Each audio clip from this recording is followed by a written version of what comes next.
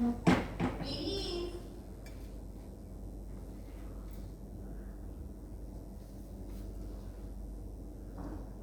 Doctor में मर्दों को पता नहीं क्या समझ।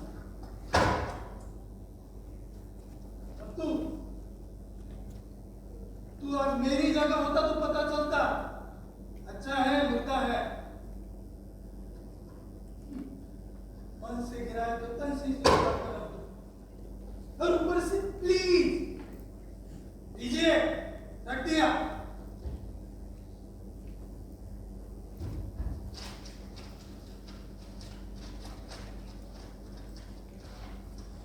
मैं यहाँ पर दस। तुम्हारे हाथ में क्या है? कुछ नहीं। बोलो ना। कुछ भी नहीं। क्या छुपा रहे हो? अरे कुछ नहीं। कुछ नहीं बोला ना। क्या छुपा रहे हो? अरे कुछ नहीं है। खामों का पीछे पड़ जाती हो। अरे चलिए। भगवान बचाए मर्दों से, अरे बुढ़ों से तो और भी ज्यादा। छुपा तो ऐसे रहे हैं जैसे वो प्रेमिका की फोटो हो या लव लेटर। प्रेमिका की फोटो, लव लेटर और ये उम्र। देखा है क्या? वैसे समझदारी कुछ भरोसा नहीं है इन मर्दों का। कब किससे कर बैठेंगे नैन मटक का, और फिर आकर बड़ी मासूमियत से कहेंगे क्या करूं, हो गया, दिल का मामला है, सोच समझ कर नहीं किया जाता। शादी की तरह दिल का मामला। शक्ल देखिए क्या?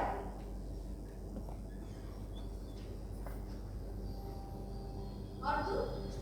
हाँ, खा गया ना अच्छी खासी चपल। पहले बच्चे खाते थे, अब तू खा।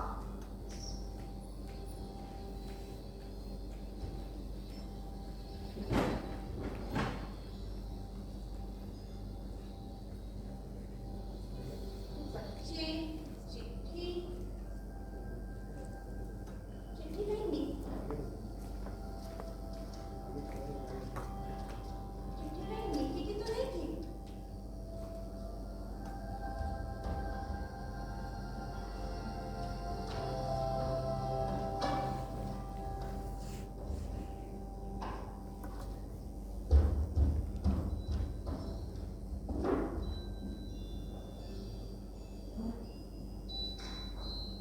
सच से बताओ, निकी की चिट्ठी आई है ना? अरे बोलो ना, निकी की चिट्ठी है ना? वो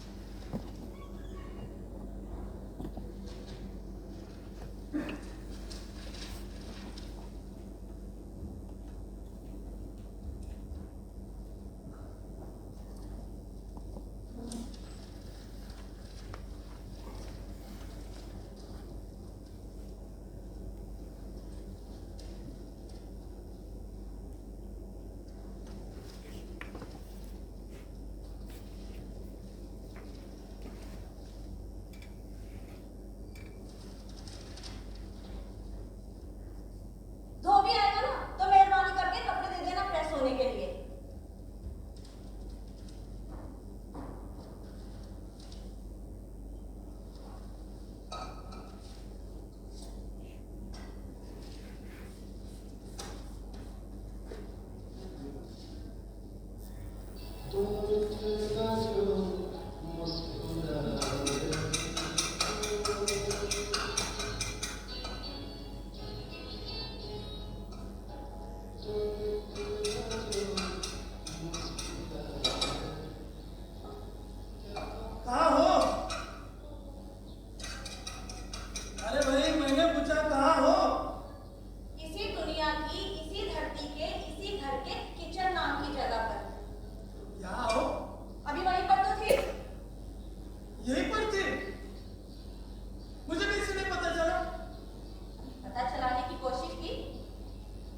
नहीं पता चला तो नहीं चला, इसमें इतने कमेंट्स की क्या जरूरत है?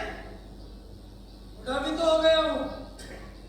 अच्छा, बुढ़े और तुम अभी तो यूं भाग रहे थे जैसे वो 60 साल के बूढ़े या 60 साल के जवान। भाई ठाकुर साहब की तो बात ही निराली है। 60 साल का बूढ़ा, तभी तो कंपनी ने टाटा बाय बाय कर दिया, retire from life. No, it should be retired from work, not from life. वाह, अरे तब से विज्ञापन की जबान बोलती जा रही हो। ठीक, पहले क्या 60 साल के बूढ़े या 60 साल के जवान, और अब retire from work not from life. मेरा बस चले ना तो मैं इन दोनों एड्स की लाइन भी बदल दूं। कैसे? देख, पहले वाले में मैं बोलूंगी कि भाई गुप्ता साहब की तो बात ही निराली है, मुझे क्या लेना देना उनके ठाकुर वाकुर साहब से। मेरे लिए तो मेरे गुप्ता जी भी काफी है। और दूसरे में? दूसरे में मैं कहूंगी retired from current work, not from life. भाई इंसान प्रेजेंट जॉब से रिटायर होता है, दूसरे वेन्यूज तो खुले होते हैं एक्सप्लोर करने के लिए। अरे वाह, तुम तो अच्छा खासा सोच भी लेते हो। एडवर्टाइजमेंट वाले रहे होंगे बाबा आदम के जमाने के, इसलिए सोचते हैं रिटायर मैंने बेकार नाकारा। तुम भी तो मुझे यही समझती हो। तुमने मुझे यहाँ क्यों बुलाया था? मैंने तुम्हें यहाँ बुलाया? नहीं, मुझे सपने आ रहे थे। अब आ ही गए तो बैठ जाओ। आ ही गई हो तो बैठ जाओ, जैसे मेरे पास घर निकालने के लिए तो कोई काम ही नहीं है। अरे भाई, बूढ़ा भी तो हो गया हूँ, retired person. Don't say all the time retired person, retired person. क्यों बुरा लगता है? हाँ, और नहीं तो क्या, नहीं लगेगा? अरे हर रूटीन की तरह रिटायर होना भी एक रूटीन है, और अगर हम रिटायर नहीं होंगे तो यूथ को काम कैसे मिलेगा? देखो, मैं तो ऐसा कहूंगी, काम से छुट्टी पा गए हो, अब अपने वो सारे शौक पूरे कर लो जो पिछले 30 साल में नहीं कर पाए। 24 घंटे भी कम पड़ जाया करेंगे। मुझे भी 5 साल और काम करना है, लेकिन मैं तुम्हारी तरह रिटायर रिटायर नहीं रटती रहूंगी। मैंने सब प्लान कर लिया है। अच्छा,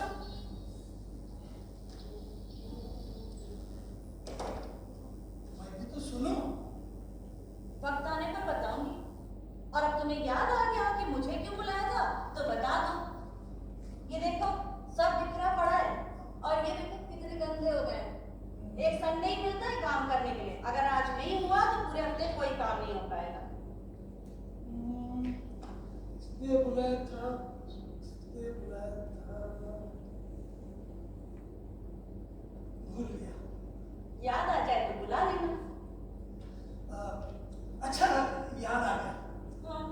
दरअसल मेरा जी चाहता है कि तुम यहाँ बैठो मेरे पास, मुझे छुओ, मुझसे प्रेम करो, बोलो आई लव यू। अच्छा, देख भाई, तुमने कहा ना कि मैं अपनी मर्जी से कुछ भी करूं, हाँ। तो मेरी मर्जी है कि तुम मुझसे जी बढ़कर प्यार करो, दुनिया जहां को भी। हाँ, बढ़िया शौक चल रहा है इस बुढ़ापे में। वो अपने काले मियां की तरह जो बुढ़ापे में गए थे, वो घोड़ी ढूंढने और सेहरा बांधने। अरे भाई, इंसान उम्र से नहीं दिल से बुढ़ा होता है। मैं तो अभी रिटायर हुआ हूँ। ओहो, मैं अभी भले बुढ़ा हो गया हूँ, लेकिन अभी तो मैं जवान हूँ। हाँ। और क्या करेंगे जनाब अपनी इस जवानी का? वो किसी कॉम्पिटिटिव एग्जाम में बैठोगे, या फिर वो हॉकी बैडमिंटन टीम में शामिल होगे, या फिर वो सेहरा बांधकर नई बहुरिया ब्याहने जाओगे? मेरी मर्जी।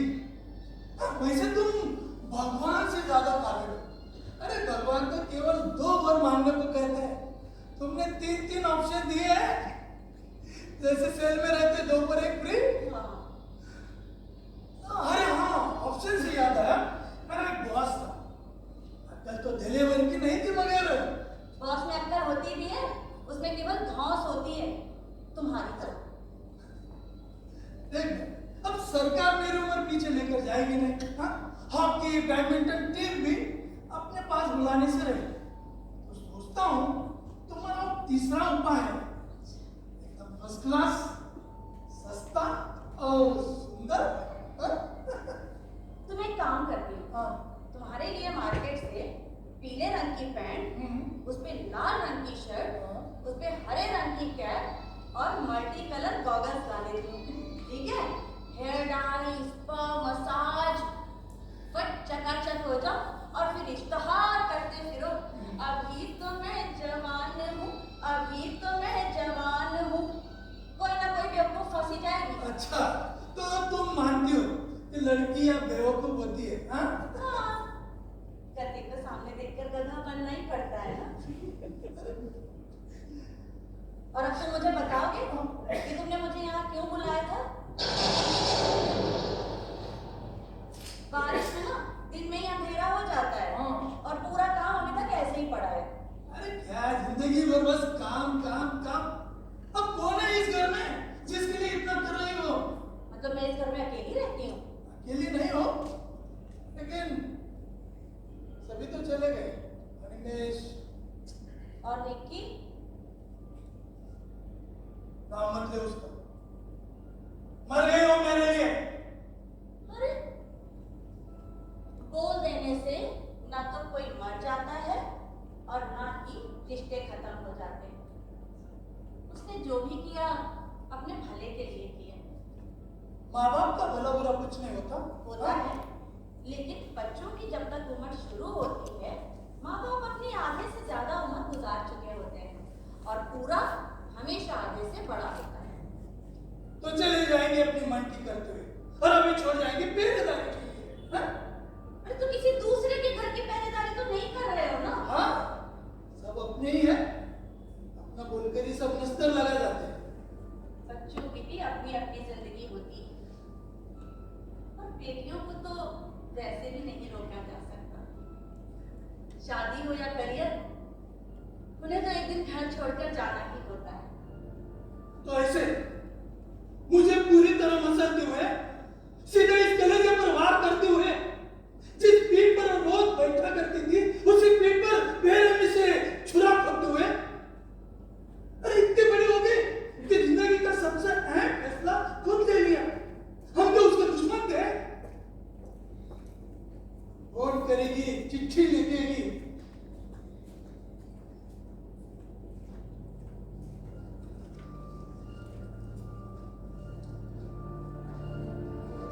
प्यारी और छोटी थी ना, मेरी पीठ पर बैठे बगैर उसकी सुबह नहीं होती थी। उसी पीठ पर बेरहमी से लात मारकर चली गई। देखना देखना, उसे कभी कभी चैन नहीं मिलेगा। बस, आ जाओ, बैठ जाओ, बैठ जाओ।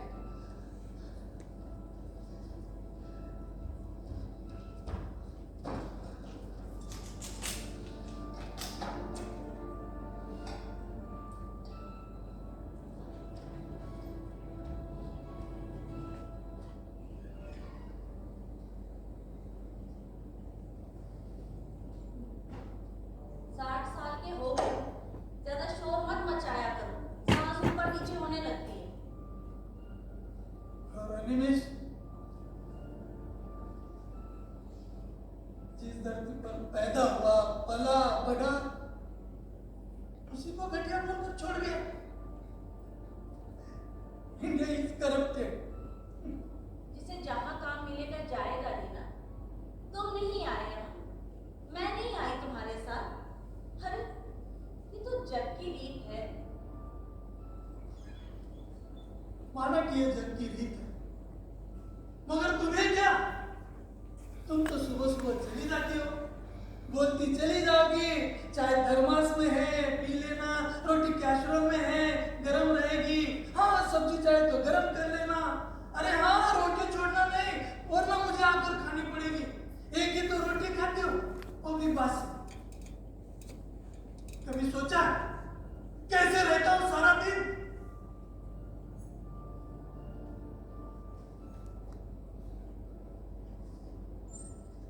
दम घुटता है,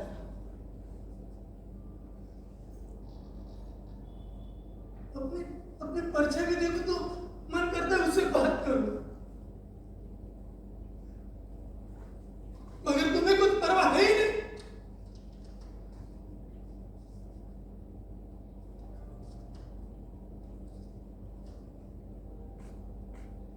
क्या बोल रही हो? कुछ नहीं। इतनी घबराई हुई क्यों? नहीं, ठीक हूँ। भैया हाँ हाँ। बैठो।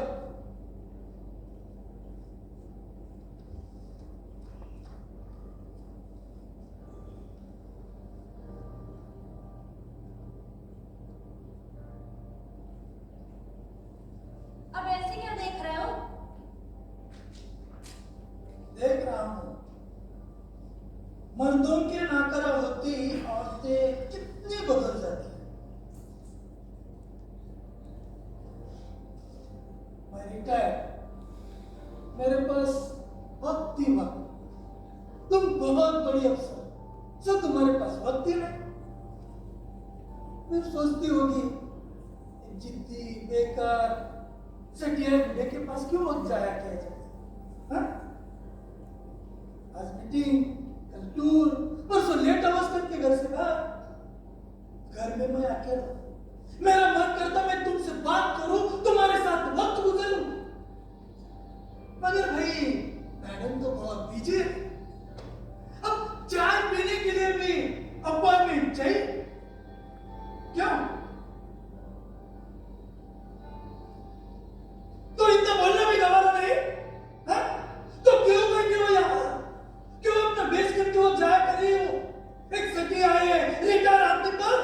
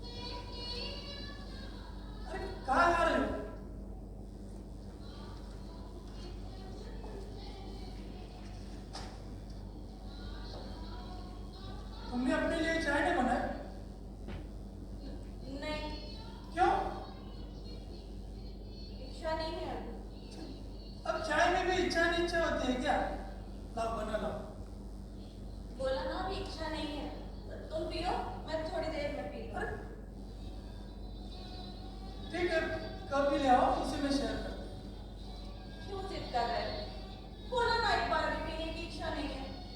पी लोगी जब दिल करेगा। तुम बैठो और पियो।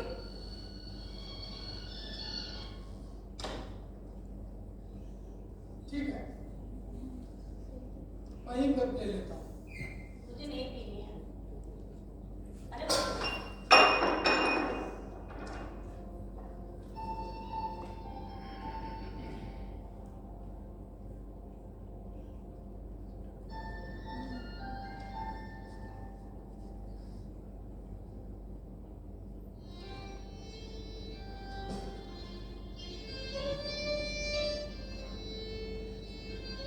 क्या हुआ?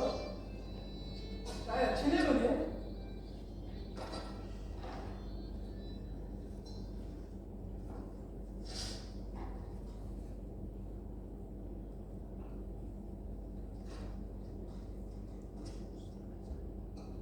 पहली बार शिरकत कर रही गुजरात टाइगर्स और लखनऊ सुपर जायंट्स जैसी टीमें लगातार अच्छा प्रदर्शन कर रही हैं। और तो भी कहूं, कल मेरी साड़ी पर जूस गिरा था और मैं दोबारा नहाने गई थी। क्या बताया इस दुनिया में? ये समाज तुम्हें कुछ नहीं देगा। पैसे कमाने के लिए लोग नौकरी करते हैं, चोरी करते हैं,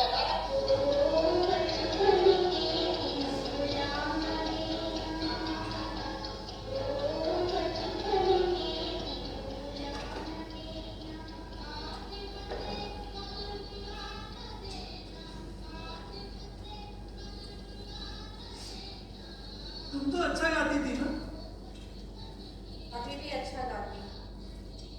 तो गाओ ना अभी मन नहीं है। प्लीज। अब आज 30 साल के बाद मेरा गाना सुनने की इच्छा कैसे हुई? आ रहा है ना टीवी में, सुनो। चलो,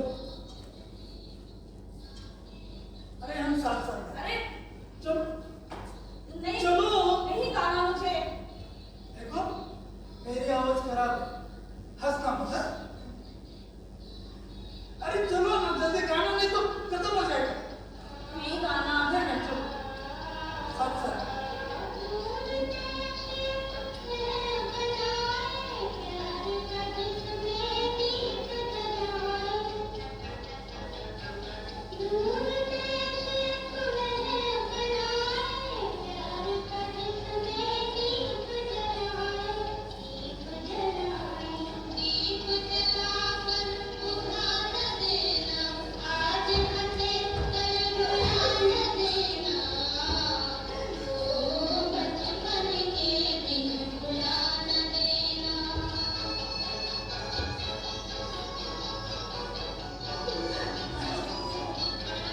क्या फील करते थे ना बचपन के? हाँ, हम लोग एक झोला लेकर स्कूल जाते थे। हाँ। और आजकल छोटे छोटे मासूम बच्चों की पीठ पर 10-10 किलो के बैग लटके रहते हैं। स्कूल, ट्यूशन, होमवर्क, उनका पूरा बचपन ही निकल जाते हैं ना। ऊपर से माँ बाप की अत्यंत इच्छाओं का बोझ। खुद तो शायद माता पिता 50-60% भी लाए होंगे कि नहीं पता नहीं, लेकिन बच्चे से 98% चाहिए। सोशल स्टेटस बनाकर रख दिया है बच्चों के रिजल्ट को। और मम्मियाँ 2.5 साल की उम्र में ही बच्चों को प्रेप और ट्यूशन पर भेज देती। जितना देर बच्चा घर से बाहर रहेगा, उतनी देर मम्मियाँ आराम करें। अरे इतना ही आराम का शौक है तो पैदा ही मत करो।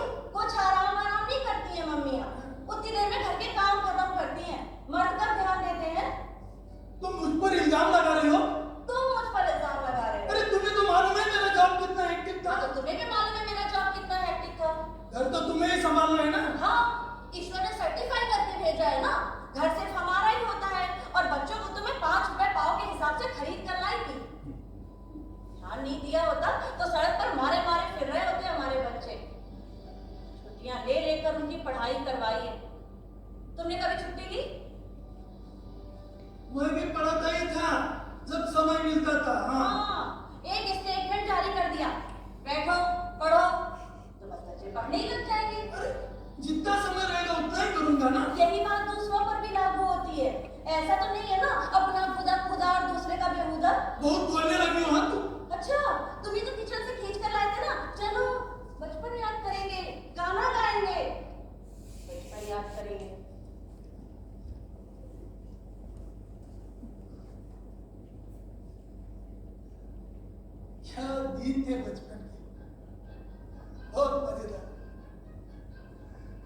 बाबूजी की आदत थी। यहाँ से वहां तक लंबी बैठक की और वहां से यहाँ तक गिरे होते पैसे। गद्दी पर गिरे पैसे बाबूजी गले में नहीं रखते थे, हम लोगों को दे देते थे और हम लोग पैरों में गोंद चिपकाते और जिस तरफ पैसे पड़े होते उस तरफ चलकर जाते।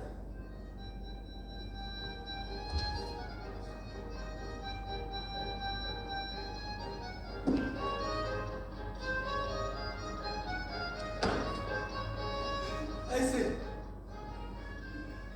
और एक दिन बाप रे बाप, उस दिन मेरी जलेबी खाने की इच्छा हुई।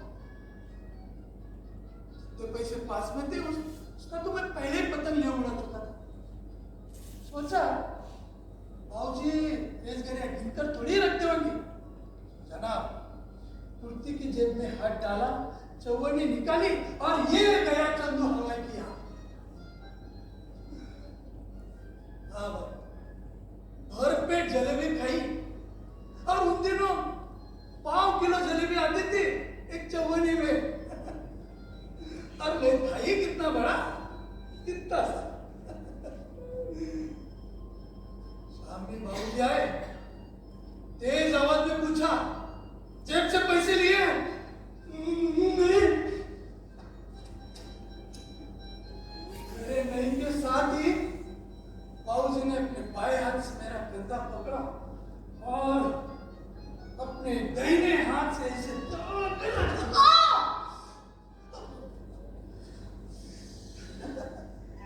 चीख उठी ना तू? हाँ, मैं भी ऐसे ही चीख उठा था। लगता था किसी ने 20 मिर्चियां पीठ पर लगा दी हो। पकड़े जाने की शर्म और बाबूजी का मार का डर पूरी तरह से काम रहा था। हाँ, जैसे मैं तो आती रहती हूँ तुम्हारे डर से।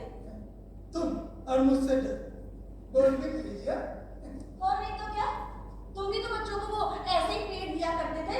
आज वो यहाँ नहीं है तो बड़ी बड़ी बातें कर रहे हैं। अरे जो कुछ भी किया मैंने उनके भले के लिए किया है। हाँ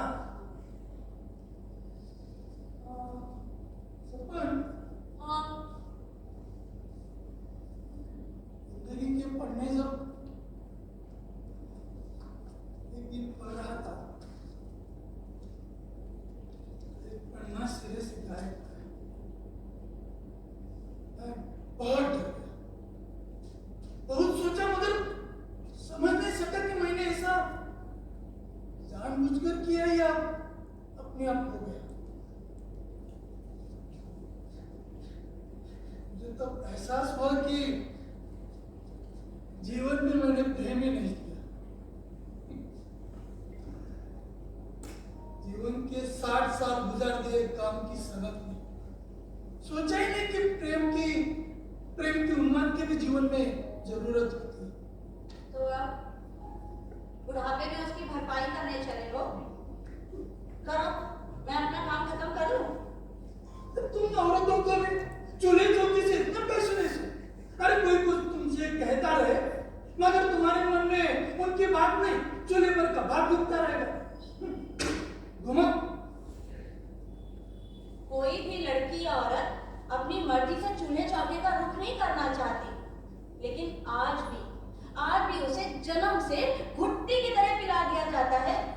बिटिया रानी, चाहे डॉक्टर बनो, इंजीनियर बनो, कलेक्टर ही क्यों ना बन जाओ, पर चूल्हा चौका तो फूंकना ही पड़ेगा। पति और बच्चों की सेवा तो करनी ही पड़ेगी। और तुमने लड़के और लड़की का भेद नहीं किया। निक्की से काम करवाते थे और अनिमेश को काम करते देखकर भड़क जाते थे। मेरे माँ बाबूजी पैसे से कमजोर लेकिन हौसले से बुलंद और इच्छाओं से लबालब। हम 5 बहनें थे, 5 को खूब पढ़ाया, बहुत मजा करते थे हम। अभी भी याद आते हैं वो बचपन के दिन। कैसे हम स्कूल से यूं भाग कर आते थे, वो फेंकते थे बस्ता और यूं निकल जाते थे अपने दोस्तों के साथ खेलने के लिए। अरे मोहल्ले के बच्चों के साथ क्या क्या खेलते, खो खो, आइस पाइस, अतरो पतरो, ओल कतरा बोल कतरा, खो खो रानी कितना पानी, ऐसे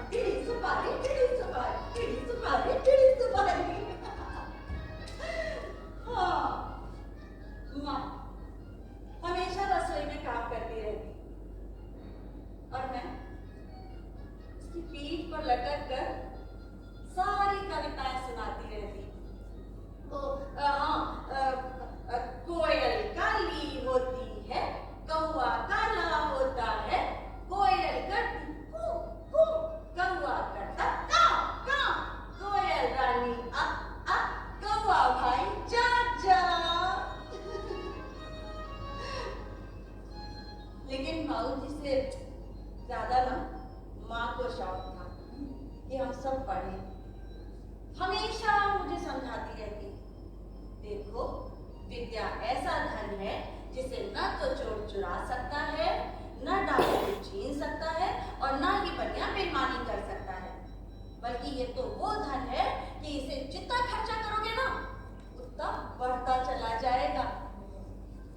अरे सबके माँ बाप चाहते हैं, मेरे माँ बाप नहीं चाहते थे क्या? हाँ, लेकिन तुम्हारे माँ बाप बेटे के माँ बाप थे और मेरे बेटी के। तुम्हारे बाबूजी ने तुम्हें उतना पढ़ाया जितना तुमने चाहा, लेकिन तुम्हारी बहन सुधा को बीए तक पढ़ाकर उसकी शादी कर दी। वो भी पढ़ना चाहती थी, अपना करियर बनाना चाहती थी। अरे वो तो बाबूजी का फैसला था।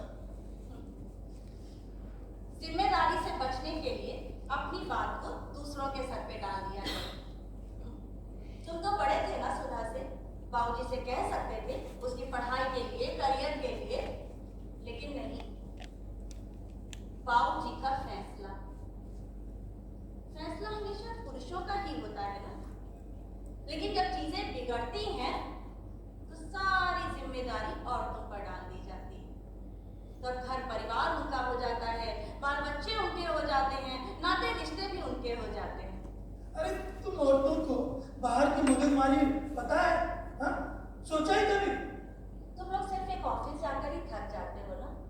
हम घर बाहर बाल बच्चे अस्पताल दफ्तर सब करके भी हमेशा फ्रेश। औरत पढ़ लिख क्या गई, बाहर क्या निकलने लगी, एक एक करके सारी जिम्मेदारी उसके सर पर डाल दी गई। अच्छा बाहर जा रही हो, राशन सब्जी लेती आना, कार चला लेती हो, अरे घर अस्पताल कर लेना, पढ़ लिख गई हो तो बच्चों को भी तुम ही पढ़ा लेना, क्योंकि साहब लोगों को तो ऑफिस से ही फुर्सत नहीं है। तुम ऑफिस से लेट हो जाओ, बहुत काम था, हम ऑफिस से लेट हो जाए 20 सवाल, तुम्हारा काम काम, हमारा सिर्फ शर्त। अरे तुम औरत हो, and in our society we consider ladies. कुछ कंसीडर वंसीडर नहीं किया जाता है, उल्टे हमें डबल मेहनत करनी पड़ती है, क्या घर और क्या बाहर। बच्चे बीमार, मैं छुट्टी लूं, सास बीमार, मैं छुट्टी लूं, तुम बीमार, तब तो मुझे छुट्टी लेनी है। तुमने कभी छुट्टी ली? ऑफिस में तुम्हारी तो रैपो बन गई, हमारा क्या? इकबालिया ऐलान कर दिया था, जो करना है करो, मेरे रूटीन में फेरफार नहीं आना चाहिए। तुम भी लगी ना बेवजह की तकरार करने? हाँ? अरे इससे अच्छा होता तो किचन में अपना काम करो, मैं इधर अपना। हाँ, आज सुबह से लेकर अभी तक में ना पहली बार जरा समझदारी वाली बात कही है।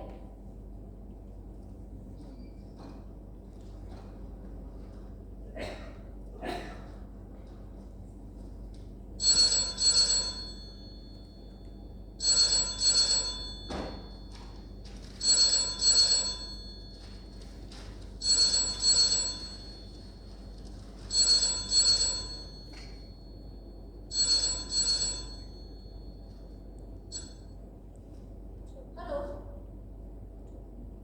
हेलो,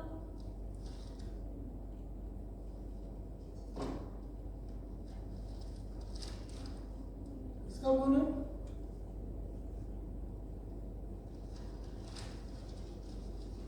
अरे क्या हुआ?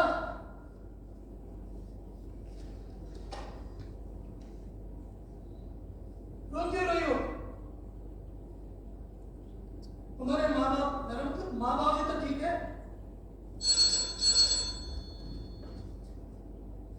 हेलो, हिम्मत कैसी हो तुम्हारी फोन करने की? बहुत सुखी हो ना, तो सुखी रहो। सपने में भी मत सोचना मेरी जीते जी तुम इस घर में घुस सकोगी। सब्जी और उस हरामजादी गुंडे का नाम भी कान खोलकर सुन ले। जिस दिन वो मर जाएगा उस दिन इस घर में घी के दिए जलाऊंगा।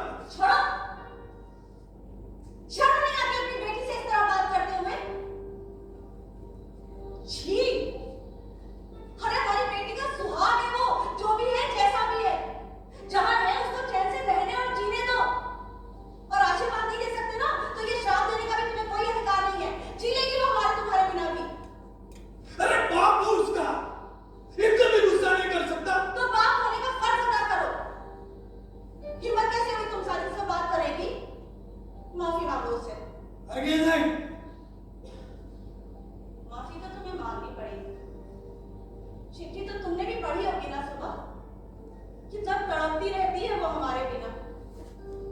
लिखा है उसने, इसके पहले भी न जाने कितनी चिट्ठियां ली, कितने फोन किए, एक भी तुमने मुझ तक नहीं पहुंचने दी। कभी कभी तो मैं भी सोचने लग जाती, वो भूल ही गई क्या हमें, उसे याद नहीं आती हमारी। लेकिन नहीं, कितने फोन आते, पूछने पर कहते थे कि फॉल्स कॉल्स। अरे समझ ही नहीं आता था कहां से आने लगे हैं इतने फॉल्स कॉल्स। लेकिन अब सब समझ में आ रहा है, सब समझ आ रहा है। मेरा मेरा मोबाइल नंबर भी तुमने इसीलिए चेंज करा दिया था ना। हाँ, कोई मुझसे विश्वासघात करे मैं बर्दाश्त नहीं कर सकता। और तुम जो कर रहे हो, निकी के फोन और चिट्ठियां मुझसे छुपाकर, वाह, तुम जो करो वो सब जायज, और दूसरा कोई करे वो सब कुछ गलत। कैसे कैसे जाता है तुम लोगों की दुनिया में ऐसा? अरे एक ही बेटियां थी हमारी, क्या क्या सपने और अरमान थे उसकी शादी को लेकर।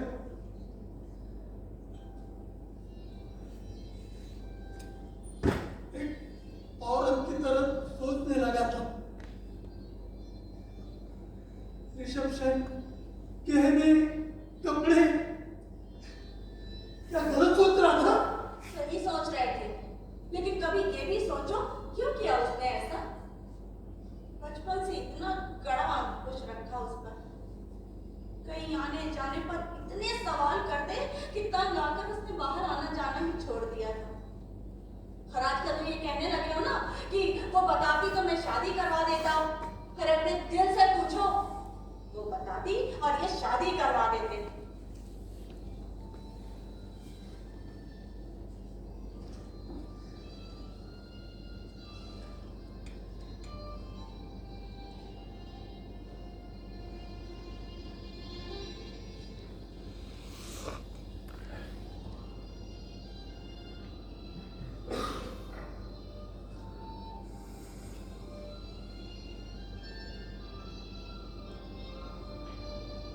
हमारा सुख अब हमारे बच्चों से है, क्या कमी है उसमें? बहुत अच्छा है, माँ बाप भी बहुत भले हैं, कई बार तुमसे मिलने की इच्छा भी जता चुके हैं। तुमने उसे ढूंढा होता ना, पीठ ठोक रहे होते अपने, लेकिन निक्की ने ढूंढा है तो बुरा हो गया। अपने ईगो में आकर न जाने क्या अंट शंट पकते रहते हो उसको। सोचो क्या बीत रही होगी हमारी बेटी पर।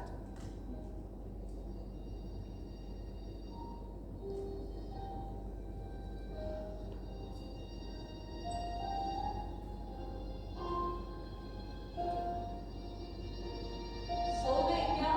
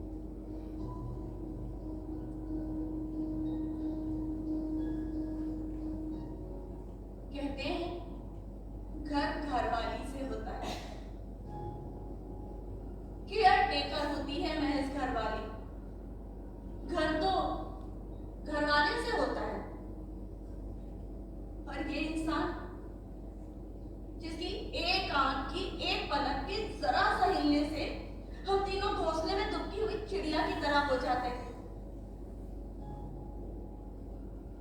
आज कैसा निरीह सा पड़ा है।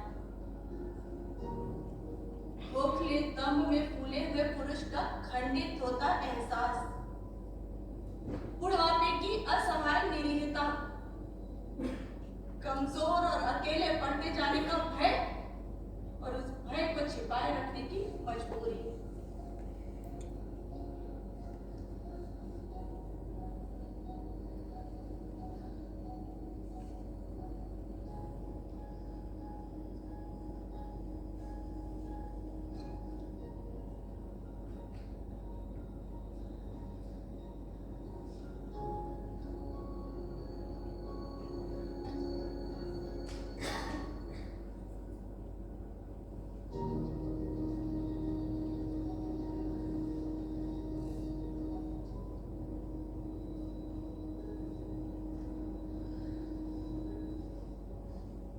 खाने में क्या बनाऊं? बोलो ना। अरे सो गए क्या? शाम में मत सो, माथा भारी हो जाएगा। ऐसा करती हूँ, जल्दी खाना बना देती हूँ, तुम खाकर जल्दी सो जाना।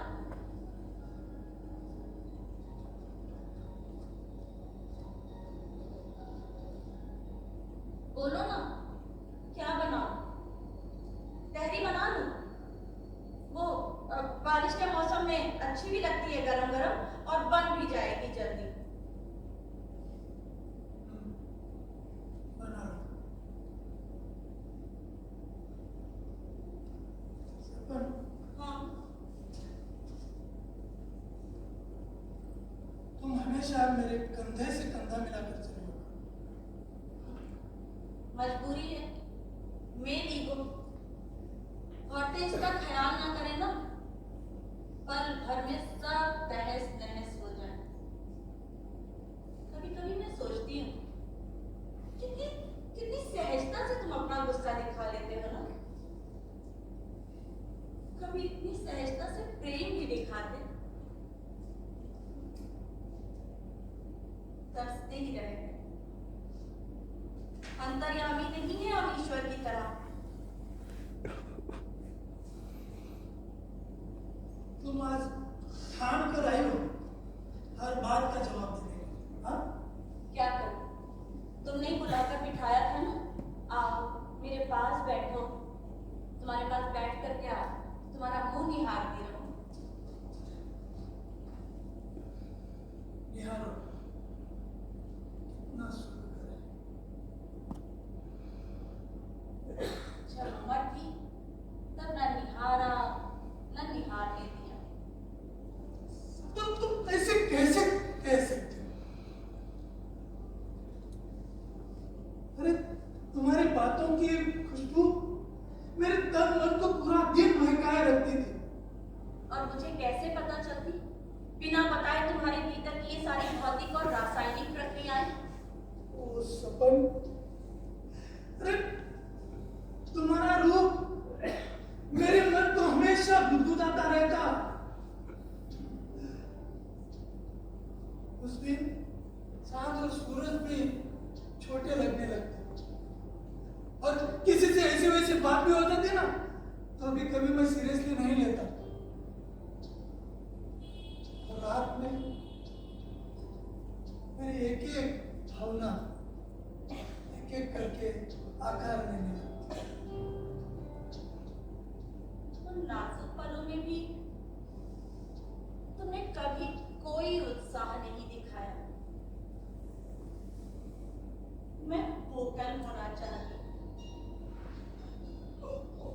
भावनाओं की तरंगों में बैठना चाहती, चाहत की नदी में इच्छाओं की नाव खेलते हुए महसूस कराना चाहती कि तुम्हारी छुअन से मेरे भीतर किस जलधारा का संचार हो रहा है। मेरे रोम रोम से रात मझधार होकर मेरे केश कैसे और रेशमी होकर बिखर बिखर जा रहे हैं। मेरी सांसें इस मीठी धुन को जन्म दे रही हूँ। और मैं आलोड़न की किस ऊंचाई पर पहुंच चुकी। ऐसे ही चाहती कि तुम भी अपनी अनुभूति मुझसे शेयर करो, लेकिन तुम्हारी चुप्पी हमेशा मेरे भीतर के संगीत को तोड़ती रही, मरोड़ती रही।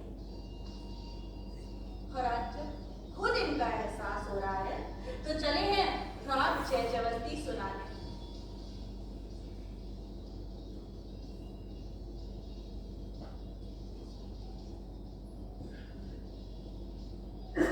हर बार यही, या तो चुप हो जाओगे या टॉपिक बदल दोगे। अरे बाप बच्चों के घर में ऐसी बातें अच्छी लगती है क्या? क्यों?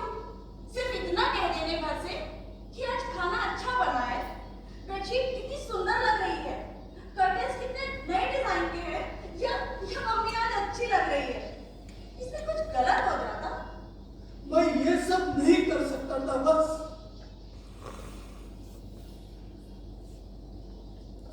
लेकिन मेरे कुछ न बोलने का मतलब था, ये सब मुझे पसंद है।